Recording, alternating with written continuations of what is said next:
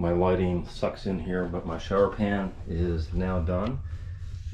It takes me average, on a good day, about 45 minutes to an hour.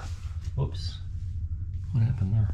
Let me grab something. It takes me, on a good day, about 45 minutes to an hour to do one of these pans.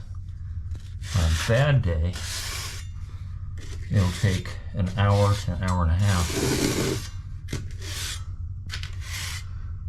But yeah, we're trying to get it as pretty as possible and then cover it with tile.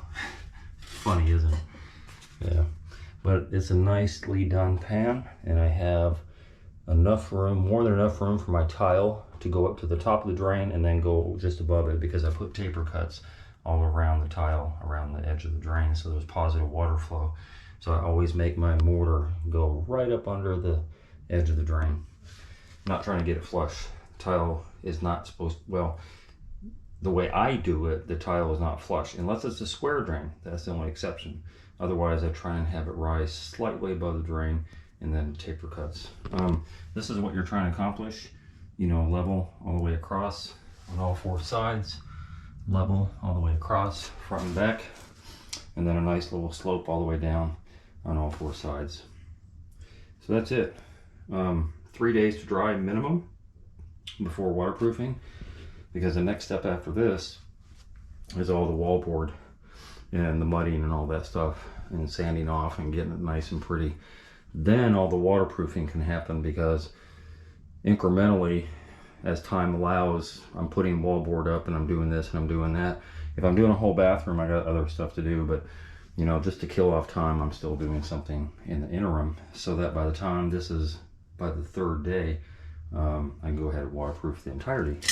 And yeah, let's start tiling. The prep process, 3 days I've spent on here, 3.5 days on prepping. And then there'll be another day with the wallboard, and then the following day, after all that's dried and everything, then the waterproofing. So about 5 days total to prep, and then about 3 to 4 days to tile, more or less. So just so you know, on my schedule. Again, if you're a homeowner, DIYer, take your time, do everything right the first time. All of this is the most important. Everything that you see here before the tile, prep is the most important thing. Your tile has to follow everything you do.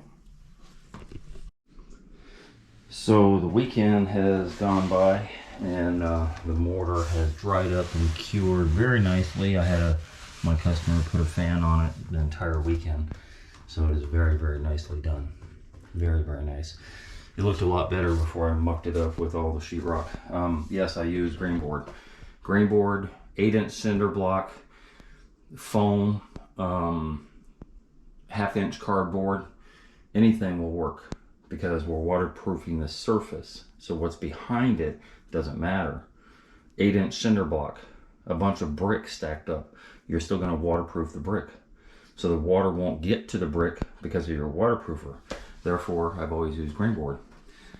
Sometimes I'll do Durarock on the walls if a customer gets really funny about demanding that I do it, but as a rule, no.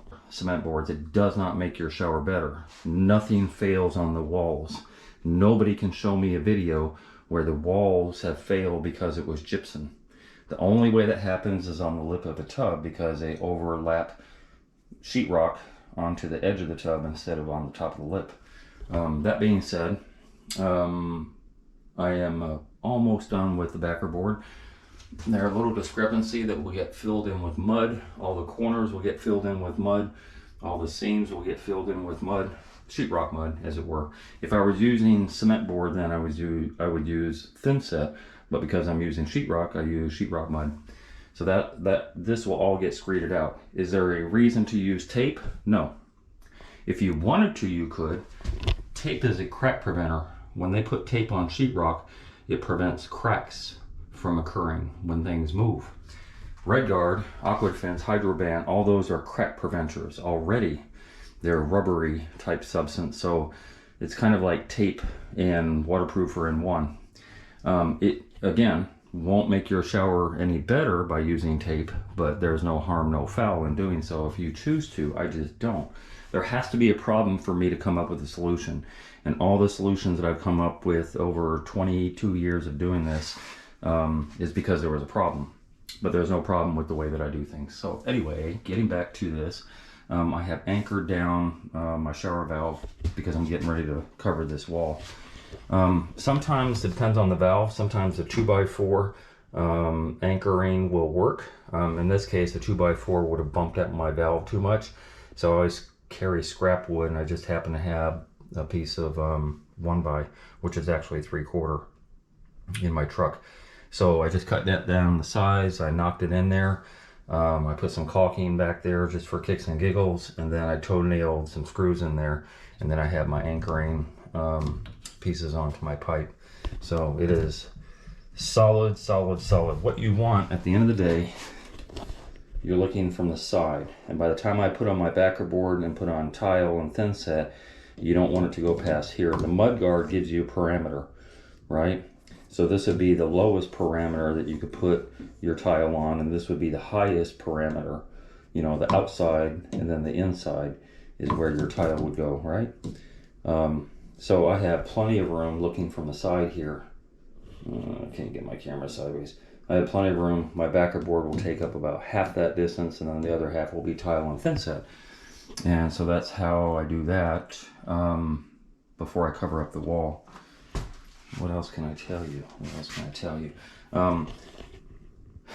So what I'm going to do going forward, because I'm not showing all this process. Oh, another thing too.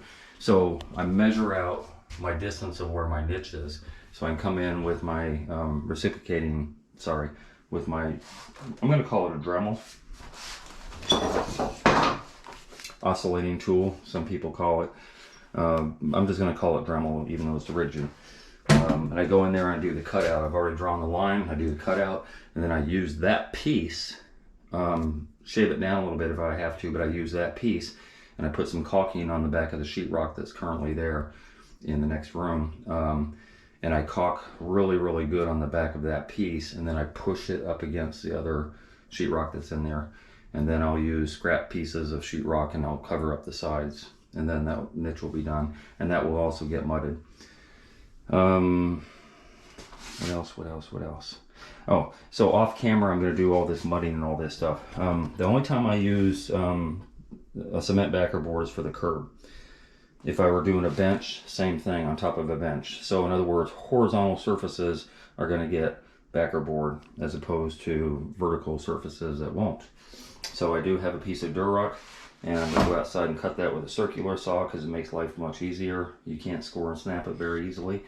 2 pieces are going to go in here, which is why there is such a large gap. So 2 pieces are going to go in here because I have a 6-inch curb top that I want flush, right? I don't want a little 1/2 inch overhang.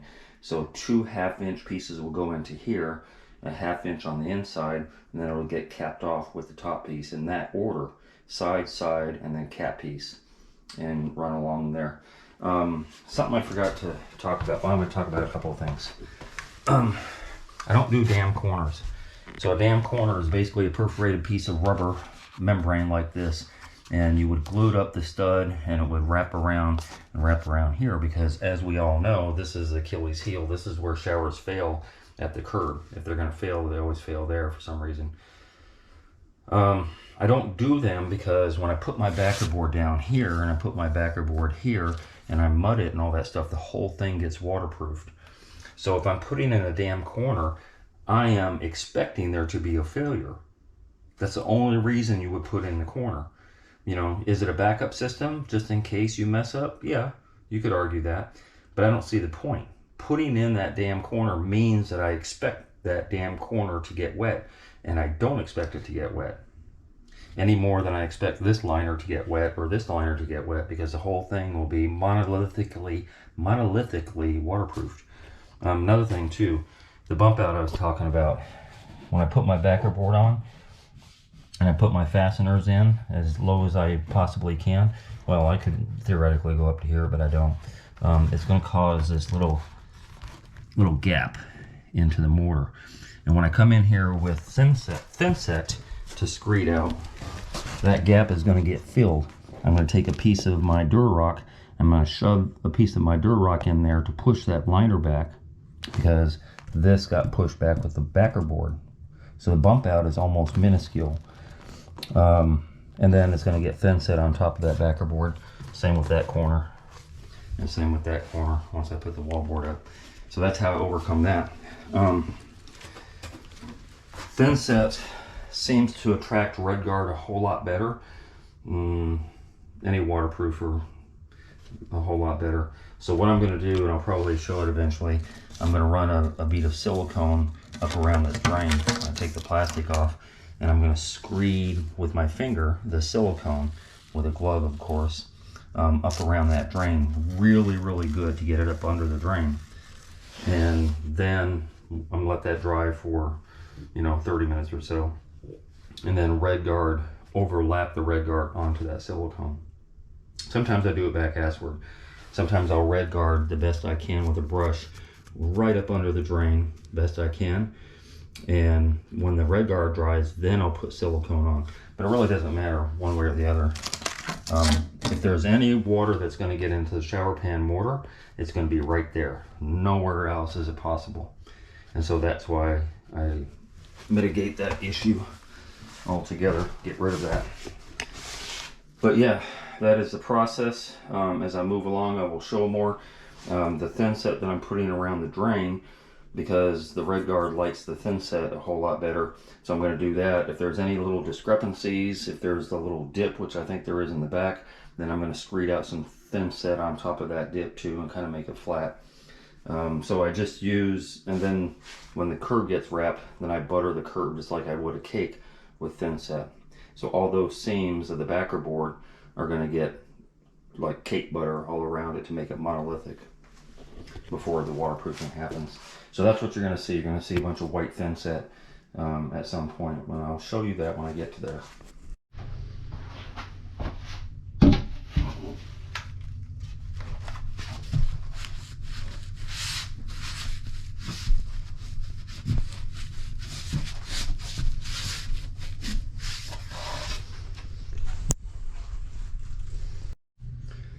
Alright, back on camera. All the wallboard has been set, all the wallboard has been mudded. Tomorrow there's little discrepancies that I will sand off. So when you do the wallboard, no matter what it is, your wallboard may not match what you currently have, even though they're both 1/2 inch, for a lot of reasons. But anyway, so you taper out, and I have a long 9-inch sheetrock blade. So you see it's a little thicker up in this area, then it kind of tapers down, and then it gets thicker incrementally as I go down, because the bump out with the wallboard to that wallboard is too large, so I want it as flat as possible. So you get a 9-inch blade, and you're able to make that happen. Same as over here. There was a bump out, obviously, of the old wallboard to here, so this got screeded out a lot thicker than other places. But anyway, yeah. Tomorrow I will sand off, and I will do a final coat on here and let that dry. I have the wallboard, the cement board onto the curb. A lot of people, oh no, you penetrated the liner. The liner is your last line of defense. The liner is your last line of defense, not your first or your second or your third. It's the last line of defense. If all else fails, which is why I still use a liner, even though everything gets waterproofed. Hey Bob, how come you still use a liner? It is a backup parachute just in case I fail somewhere, which I haven't yet. So yeah, it gets wrapped around the curb, and then the wallboard goes on top of it with the fasteners. And as I said before, this all gets buttered with the thin set that I've pre-mixed, mixed it up. And it gets buttered like a cake, as does the floor. I think there's a dip over here, so I'm going to put quite a bit of thin set over here. And then this is the little pieces of Durarock that I squished inside of there. And yeah, so, oh, and then the perimeter where the liner meets the mortar, all of that gets thin set as well, including those corners, including these corners. And this is the pushing back of the pan material, in case you missed it before. That is how I make that happen. Sometimes I'm using foam board or something. I'm like, oh, what do I do then? So I go outside and I get a piece of rock, a good piece of rock, and I get my hammer and just break it into tiny pieces, and I put the rock inside of there. You know, just something, yeah, just something to push the liner back in that direction. So your first line of defense is your monolithic curb top. There are no grout lines in those, and that's why I have 2 pieces of backer board, remember, on the outside, and I have enough room there, a little slot for my tile to feed into. So your first line of defense is going to be your monolithic curb top. It goes all the way from end to end, right? So water just sheds right off of that, has no way to get into the left and the right side either. Second line of defense, of course, you don't need a second line of defense because nothing's going to get through those curb tops. Second line of defense would be the red guard that's underneath the curb top. And then, of course, there's thin set and the buttering and all that stuff, and then your backer board itself. And then, maybe in 50 or 80 years, it might see some of these fasteners and might go into the wood and, you know, like, I don't know. Wish I could fast forward some of my work 80, 100 years from now. But I always make it better than I found it. And when I started doing showers 20 plus years ago, I always made it better than I found it. There was no YouTube 20 years ago. There was nowhere to learn. So I learned by default, by just finding other people's flaws and mistakes and how things leaked and how things, failed. And then I just mitigate those failures the best way that I can. But that's it. I'm going to quit yapping. I've got a bunch of thin set here that I need to put on everything, and today's the end of my day. All right, I'm going to walk through verbally what I've done so far today. Yesterday, I screeded out all of this and made it pretty and all that stuff. And today, all I did basically is I sanded off all the feathering, all that stuff. I just sanded everything off. You know, I like the goops. The gooping that was up on the edge. The gooping that was on the edge and all this stuff, I just scraped off and remediated any inconsistencies. Feathered out some more sheetrock mud all along here and all along here. And anywhere there was a discrepancy, I think I missed that yesterday. And then I sanded that down and put some more mud there and all that stuff. What you want to look for, the best you can, that you have a flat wall, right? All the way up. You don't want any discrepancy. That's kind of what you're looking for, and that goes all the way around. This one has a slight bump. I think it's 1/8 of an inch at the best, which is okay. And if I had more time, I could still feather out some more sheetrock mud and get rid of that 1/8 of an inch. But at the end of the day, the best you can do is have it flat all the way up. And if you're level, then yay. Same everywhere you go on here, you want it flat up against the wall. Any straight edge will work. Flat up against the wall, and if you're level, then yay. You're trying to get level as you're doing the prep, you know, as you're doing the studs and all that stuff. You're putting a straight edge on all the studs and making sure you're level, and that's kind of, this is the reward at the end, that, you know, everything is flush as possible when you put a straight edge. And if it's level, then yay. And I'm just slightly off a level there, but it's flat. And that's where all this feathering and all this stuff pays off, you know, that you just have it flat up against the wall with the feathering and everything. And that's what you're looking for. It doesn't have to be perfect, because you're gonna put a lot of thin set on there. You're gonna trowel out with a 1/2 inch trowel, a lot of thin set on the surface, and you're gonna back butter your tile. So it doesn't have to be perfect, but it has to be pretty close, because everything that you do with tile cannot be manipulated to a certain little extent, but everything you do prior to the tile can be. So this foundation begets the overall building. Yeah, the prep is the most important thing. That's what I'm trying to get at. Most important thing. So keep in mind that when you're doing your tile work, everything has to follow. If you're off on your wall by 1/2 an inch or somewhere, and it's not level and it's not, trust me, you will not be happy if you try and do this yourself and don't get the prep right. Pay more attention to this. This took me 5 days. If it takes you 8 days or 10 days or 15 days to do the prep, then by all means do the prep right. The tile can be slapped on there willy-nilly, blindfolded, and it almost doesn't matter. But the prep does. Did I reiterate that enough times? The prep matters. So now I'm done. I vacuumed up all my dust. that I made by doing that. Oh yeah, and so also on the thin set, on this back area, I noticed a dip. There's a pretty good sized dip right here.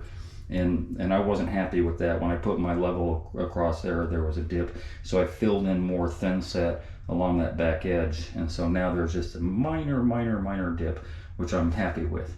And that's it. So I'm going to get to the red guard process. I'm not going to put silicone around the drain just yet. I'm going to put a coat of red guard, get it up against the edge of the drain the best I can with a small brush. And then I will come in there and overlap that with silicone, and probably overlap the silicone with some red guard. That's the Achilles heel.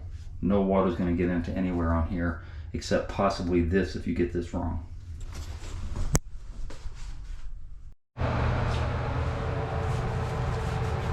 Pardon the fan noise. I have to have it on because this stuff will get you high, and not in a good way either. Well, unless you like getting high. All I've done is I put 2 coats, I put 1 coat of red guard all the way around. Whoops, I got the niche. I can step on this. Brush in the corner, roller on the walls. That's all it is. Very simple process. If you can paint, you can apply red guard. Make sure you get the corners really well. It might gloop up on you in the corners, which is fine. Let it do what it do. But make sure that you don't leave any spots bare.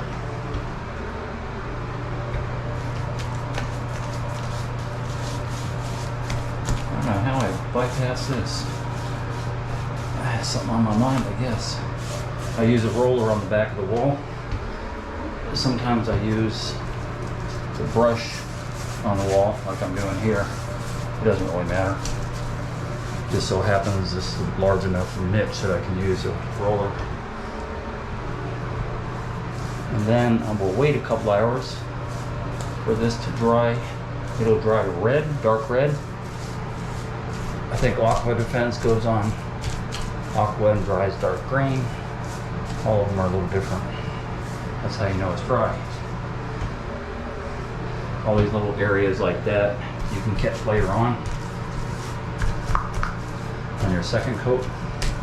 And 2 coats is all you need. And you're not necessarily looking for a mill thickness. I'm telling you what I know because I've done experiments. 2 coats. What you're looking to get. If you read the directions, which I highly suggest that you don't, then yeah, they're going to tell you a mill thickness. I'm going to let that dry up because I put some extra sheetrock on there. So these little areas I'm going to get now, but you don't have to. You can get them on your second run.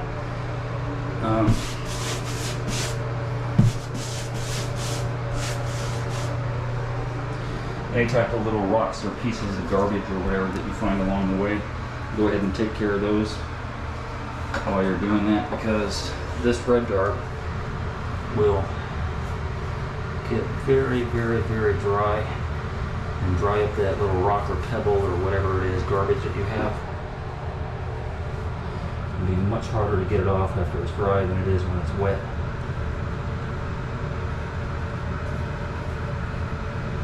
And if you slop somewhere on the edge of the drain, don't worry about it.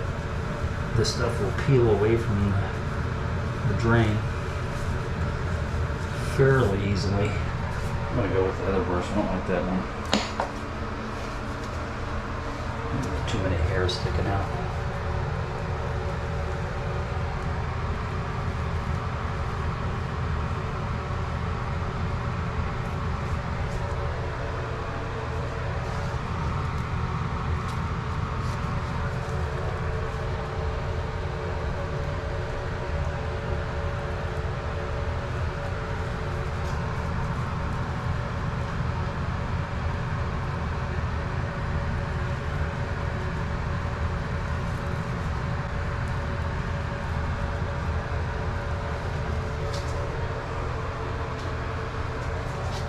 Again, this is what you're trying to adhere to the most.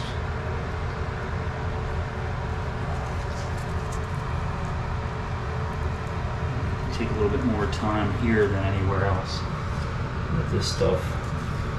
And as I said before, I'm going to get a bead of silicone around here, so just kind of double up, double up, double up.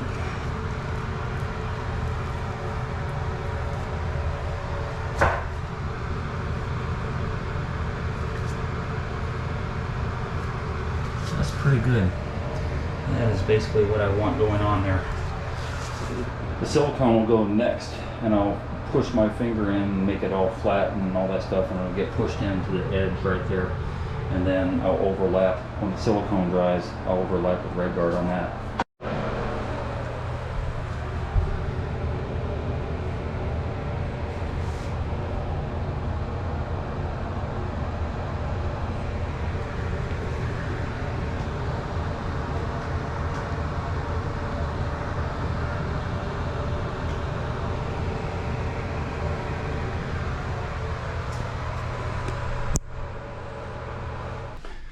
Alright, I would not be Star Tile if I didn't go on some type of rant, some type of diatribe.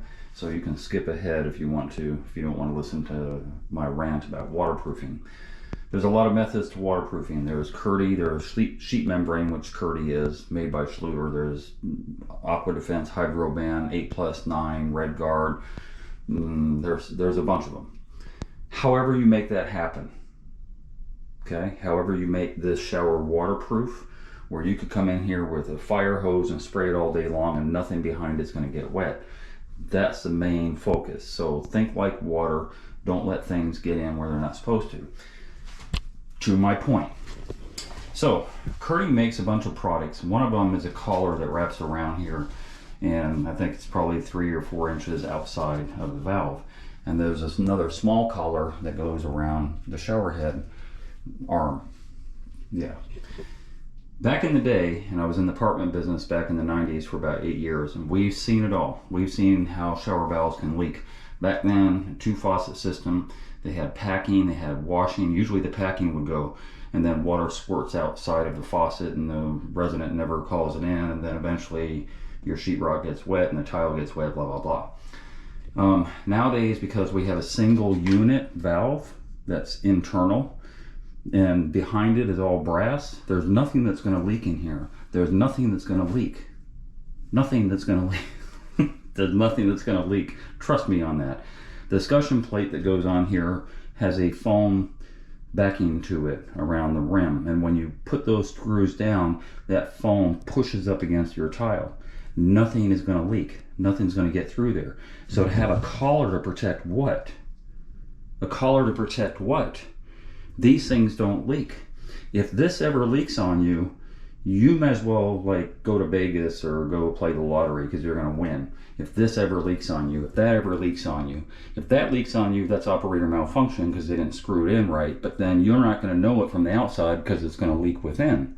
You see, that drop L is on the inside. So where the threads are is going to leak inside of the wall. Putting a collar on here absolutely does no good whatsoever.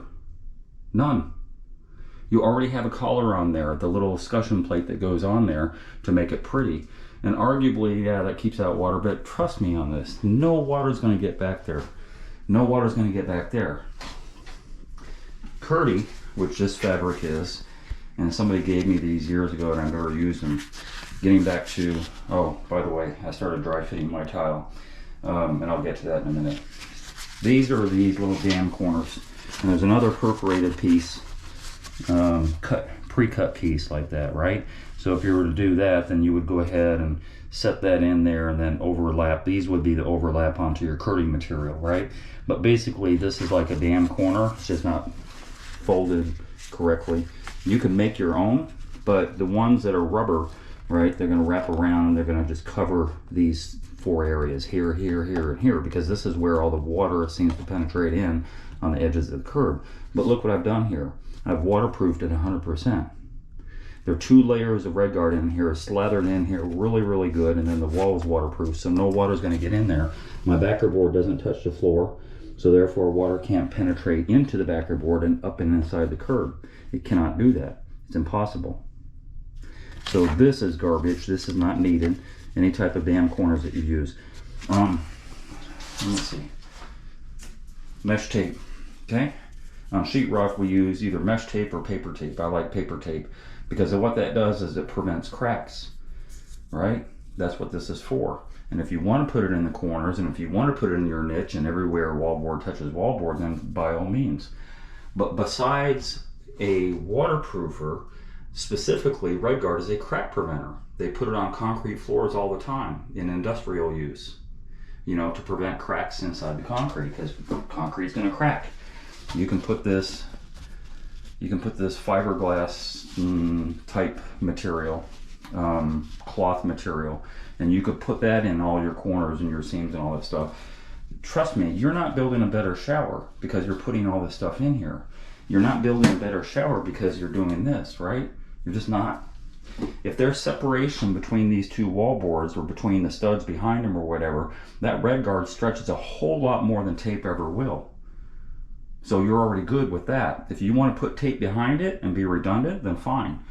But again, this is one of those lottery situations where the separation happens, if it happens, because I've gone on showers that are 30, 40 years old and there's never separation, right? Many of them. It's very rare that that happens. And so this isn't helping you. This isn't helping you with waterproofing or crack prevention. This is a crack preventer already. If you did the whole thing in Curdy, this would be your crack preventer, right? Same as this is. And this is totally unnecessary around the collar on here. I'm just telling you what I know. Totally unnecessary. You want to do it? Fine.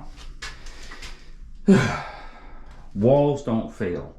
There's never, ever, ever, ever, not yet anyway, in 22 years of doing this, where the valve has leaked inside internally and gone inside. When the plumber checks, they always, you know, take the scutcheon plate off, put a flashlight and a mirror down. It's never happened. It's never happened. Could it possibly happen up there? Yeah, internally. Could it possibly happen here? Yeah, if you had a bad sweat or if you had something going on in there with regard to the plumbing. But again, you know, we're building this shower 2 or 3 days ago. I did the sweat. If there's going to be a leak, there's basically going to be a leak already. Not going, you know, 20 years later. Anything's possible, but this stuff doesn't help you. What I did, as I mentioned, I overlapped RedGuard on top of my dried silicone around the drain. So this shower is 100% waterproof. I slathered with a 4-inch brush, big 4 or 5-inch brush. I slathered my RedGuard up under the bottom of the wallboard. So up under the bottom of the wallboard, slathered it in the corners really well. And then, you know, took heed to, like I said, raising my wallboard up off of the floor so nothing ever touches. So there's no type of water issue that's ever going to happen. Now, fast forward. If you went through my diatribe, you understand why I'm vilified on YouTube, because I don't follow the rules, and all the rules don't make any sense. You know, when you have real life experience and critical thinking, that's when you decide how you're going to build things. You make it better than you found it. Period. That's all you have to do. Make it better than you found it. Getting back to dry fitting the floor. So these tile, as most mosaics are, have these edges here. I don't have, well, anyway. So these are half of that because I went through my wet saw with an entire piece, right?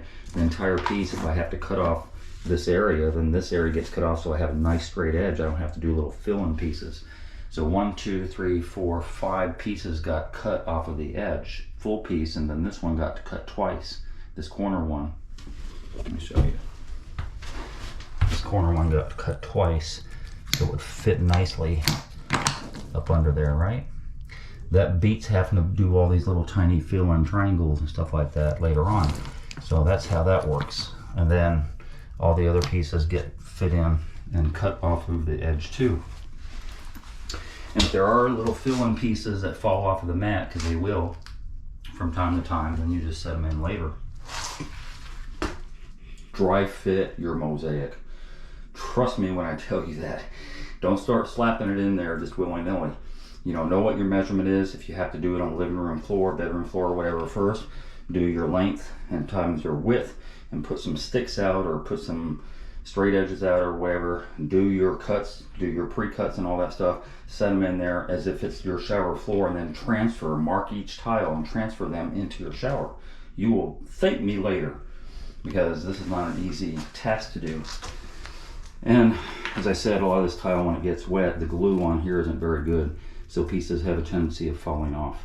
So this particular tile I would expect more from, because it's a nice marble tile, but it's still cheesy glue that they put on there. Anyway, so once you have that done, then my niche is already pre-cut too, then I can start laying the floor. As a rule, I'll do the floor and the niche first, and then go away, let that dry, and then grout this tomorrow, and then grout that tomorrow. Then I'll put some cardboard on top of this, and I'll start running my wall tile. If I have enough time in a day, and I know I do, I'll put my ledger board up first before any of this. I'll still dry fit, I'll still do all the cuts, but then I'll pull all this stuff out, mark them, and then put my ledger board up and start running my tile all the way up to about the niche, maybe about 4 rows up on all 3 walls. And then toward the end of the day, I'll set this tile and set that tile. But in this case, I have about 2, maybe 3 hours left, and I want to give myself enough time to do this correctly.